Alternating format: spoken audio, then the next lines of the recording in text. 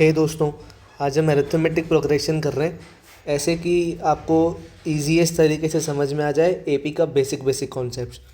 Arithmetic progression की simple definition क्या है कि एपी एक लिस्ट ऑफ नंबर्स है जिसमें हम हर टर्म में एक फिक्स्ड नंबर ऐड करते हैं ताकि हमको नया टर्म मिल सके। जैसे कि एपी में फर्स्ट टर्म को हम ए बोलते हैं और इस ए में हम एक दूसरा नंबर कोई भी ऐड करते हैं जिसको बोलते हैं हम डी। फिर मैंने इस टर्म में एक और डी ऐड किया, ये नंबर फिक्स्ड रहेगा हर बार, तो ए प्लस डी प्लस डी। फिर इसमें एक और नंबर ऐड करूँगा तो मुझे मिलेगा A plus D plus D plus D, जिससे कि हमको ए पी का जनरल फॉर्म मिलता है जो कि होता है A plus D, A plus two D, A plus three D और up to N terms. N मतलब हमको नहीं पता कितने टर्म्स तक ए पी जाएगी। अब हर एक नंबर को इसमें हम टर्म बोलते हैं। Each of the numbers in the list is called a term. और जो ये ए होता है इसको बोलते हैं फर्स्ट टर्म जिससे हमारी ए पी शुरू होती है। जो ये डी होता है इसको बोलते हैं कॉमन डिफरेंस। कॉमन डिफरेंस मतलब वो लेटर या वो नंबर जो हर बार ए पी में ऐड होगा। तो ये जो कॉमन डिफरेंस होता है ना ए पी में, ये पॉजिटिव भी हो सकता है, ये नेगेटिव भी हो सकता है, ये ज़ीरो भी हो सकता है। वो कैसे? देखो एग्जांपल्स। जैसे यहाँ पे हमारे पास ये फॉलोइंग लिस्ट ऑफ नंबर्स दी हुई हैं 1 से लेकर 5 तक, और पहला दिया है 1 2 3 4 5 6। क्या ये ए पी है? तो हाँ, ये ए पी है। कैसे है देखो, यहाँ पे ए हमारा 1 है फर्स्ट टर्म। जो कॉमन डिफरेंस है हमारा वो क्या आ रहा है? 2 - 1 1, 3 - 2 1, 4 - 3 1। तो कॉमन डिफरेंस आ गया 1। अब ये सेकंड नंबर सीरीज़ जो है इसमें लिखा है 100 70 40 और 10। ये छोटी होती जा रही है, डिक्रीजिंग है, मतलब इसमें से नंबर्स कम हो रहे हैं। तो यहाँ पे हमारा ए तो 100 है, ये ए पी भी है 100%। तो यहाँ पे डी क्या है? देखो डी का फॉर्मूला सिंपल होता है, डी इज़ A2 - A1 या A3 - A2। मतलब कि आपको नेक्स्ट टर्म सेकंड टर्म में से फर्स्ट टर्म को माइनस करना है, या फिर आप थर्ड टर्म में से सेकंड टर्म को माइनस कर सकते हो, या फिर आप फोर्थ टर्म में से थर्ड टर्म को माइनस कर सकते हो। तो सिंपल है, अगर आप यहाँ पे करोगे देखो आपको क्या मिलेगा। डी मिलेगा आपको 70 - 100 जो कि आया -30। अब एक डाउट है कि भाई कॉमन डिफरेंस नेगेटिव क्यों कैसे हो सकता है? एपी की डेफिनेशन कहती है कि हम ऐड करते हैं कुछ ना कुछ। तो देखो यहाँ पे लिखा हुआ है कि जब कभी भी नेगेटिव आता है ना, देखो इस -30 को दो तरीके से कह सकते हो। एक तो कह सकते हो कि हम 30 को सब्ट्रैक्ट कर रहे हैं, दूसरा कह सकते हो कि हम -30 को ऐड कर रहे हैं। 30 को सब्ट्रैक्ट करना और -30 को ऐड करना दोनों का मतलब सेम ही है। तो डेफिनेशन में इसलिए हम सिर्फ ऐड ही लिखते हैं क्योंकि दोनों का जो क्रक्स है ना, जो उनका नटशेल में जो मीनिंग है वो सेम ही है। हाँ थोड़ा अजीब सा है पर अब समझोगे तो आ जाएगा। फिर ये फोर्थ नंबर सीरीज़ देखो, यहाँ पे आपका फर्स्ट टर्म तो 3 है, दिख ही रहा है। कॉमन डिफरेंस क्या है? कॉमन डिफरेंस है 3 - 3 0, 3 - 3 0, 3 - 3 0। क्या ये ए पी है? हाँ, ये 100% ए पी है। आपकी डेफिनेशन कहती है कि कॉमन डिफरेंस कैन बी 0। अब इसी बेसिक कॉन्सेप्ट से कुछ फॉर्मूले हैं जो हमारी ए पी में आते हैं, बस 2 मिनट और। एक तो होता है जनरल फॉर्म, हम जब भी लिखते हैं ए पी का तो वो कुछ इस तरह होता है, ए फिर A plus D, A plus 2D, A plus 3D up to nth term. तो ये nth टर्म क्या होता है ना, हम ये निकालेंगे। देखो ये फर्स्ट टर्म है, इसको हम A1 लिखते हैं। ये सेकंड टर्म है, इसको A2 लिखते हैं।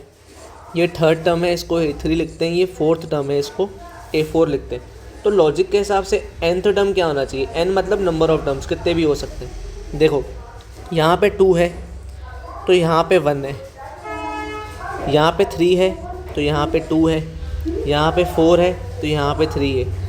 हर एक टर्म -1 हो रहा है। देखो 2 - 1 1, 3 - 1 2, 4 - 1 3।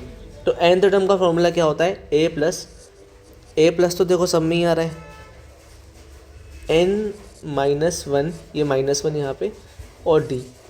तो ये आपका nth टर्म का फॉर्मूला है। बहुत सिंपल है, अगर लॉजिक समझ में नहीं आया तो उसको ऐसे ही याद कर लो, आपके लगभग क्वेश्चंस हो जाएंगे।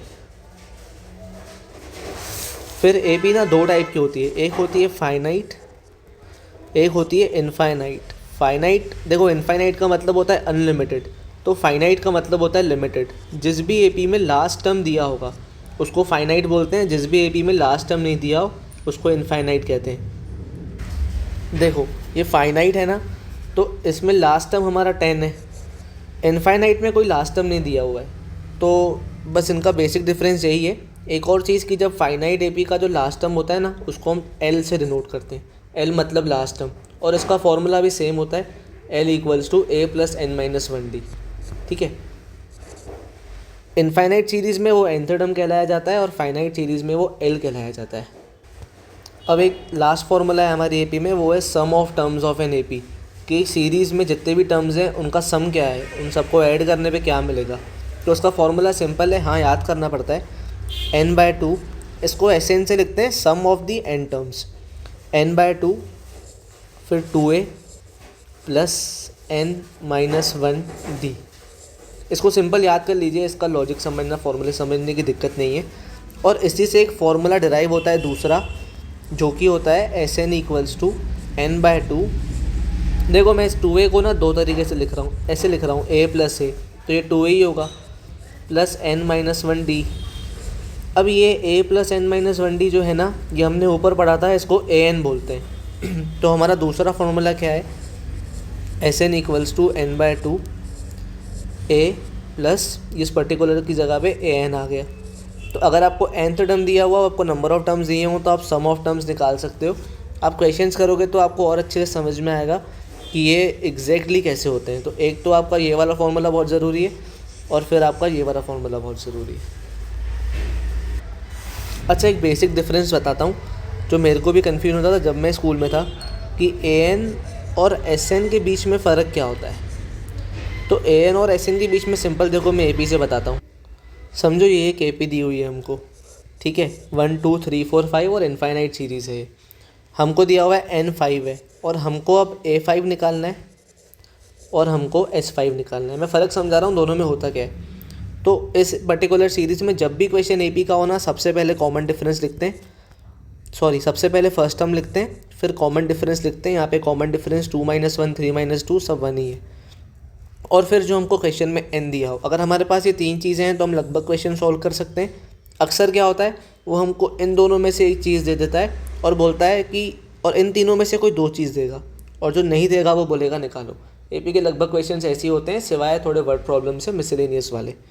तो अब मैं इसमें आपको फिफ्थ टर्म a5 का मतलब क्या होता है, a5 का फॉर्मूला क्या होता है, a plus n minus 1 D, तो a प्लस 5 - 1 4 डी, यहाँ लिख ले रहा हूँ। तो जब मैं इसको सॉल्व कर रहा हूँ तो मुझे a5 क्या मिलेगा, a की जगह मैंने 1 पुट किया, 4 d की जगह मैंने 1 पुट किया, तो मुझे a5 मिला 5।